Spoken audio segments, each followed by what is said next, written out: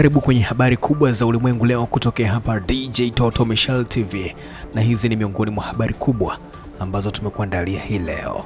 Kabla ya kuendelea na taarifa ya habari, naomba nikupe tangazo fupi kutoka kwa DJ Toto Michelle, the International Emergency DJ, ambapo anafanya sherehe zote. Ni DJ maarufu ambaye anafanya sherehe zote na DJ namba 1 Marekani nzima pamoja na Canada. Kama una sherehe kama vile wedding, graduation, naming ceremonies, parties pamoja na nyingine nyingi, mtafute DJ Toto Michelle kwa ajili ya kuhakikisha sherehe yako inakuwa ni ya tofauti. Mpigie sasa kupitia namba +1614 370 5386 ama kupitia email yake djtotomichelle@gmail.com. Sherehe yako itakuwa ya tofauti na sherehe zingine. Karibu. Utawala wa Rais Donald Trump unapanga kuwapa makazi ya kudumu nchini Marekani kundi la kwanza la wazungu raia wa Afrika Kusini wiki ijayo. Hayo yameripotiwa na vyombo vya habari vya Marekani baada ya Rais Donald Trump kuituhumu Afrika ya Kusini kwa ubaguzi wa rangi dhidi ya wazungu hao. Rais Donald Trump yupo katika mgogoro wa kidiplomasia na nchi ya Afrika Kusini kuhusu sheria ya unyakuzi wa ardhi ambayo inasema itapeleka mashamba ya wazungu raia wa Afrika Kusini kuchukuliwa na serikali.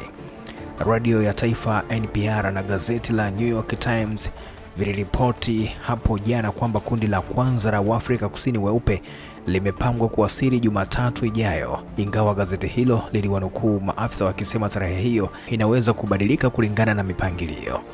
Na katika hatua nyingine, Rais wa Marekani Donald Trump akiwa na nia ya kumaliza mzozo nchini Ukraine miaka mitatu baada ya uvamizi wa Urusi, ameweka shinikizo kwa mwenzake wa Urusi Vladimir Putin siku ya Alhamisi kwa kutoa wito wa kusitisha mapigano kwa siku 30 bila masharti.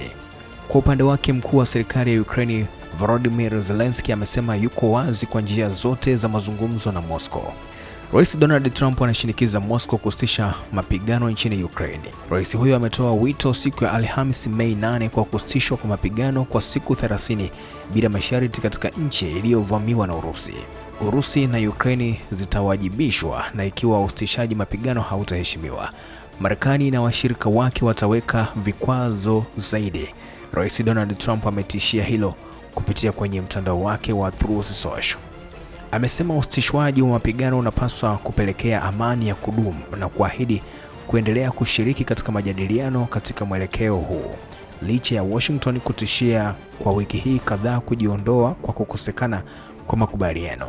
Rais wa Marekani alikuwa ametoka tu kuzungumza na rais wa Ukraine ambaye alisema kwamba Kiev yuko tayari kwa usitishaji kamili wa mapigano kwanza mara moja hivi sasa, siku 30 za kutosikika kwa silaha na milipuko. Mapema siku ya Alhamisi, bunge la Ukraine liliidhinisha mkataba wa madini uliotiwa saini na Marekani baada ya wiki kadhaa za mazungumzo makali ambayo Kiev ilisema yanaweza kufungua njia ya misaada zaidi ya kijeshi ya Marekani. Rais wa Ukraine alisema kuwa nakala hii inafungua sura mpya katika mahusiano kati ya Kiev na Washington. Pia alisema kuwa Ukraine iko tayari kufanya mifumo yote ya mazungumzo na Moscow kutafuta suluhisho la mzozo huo.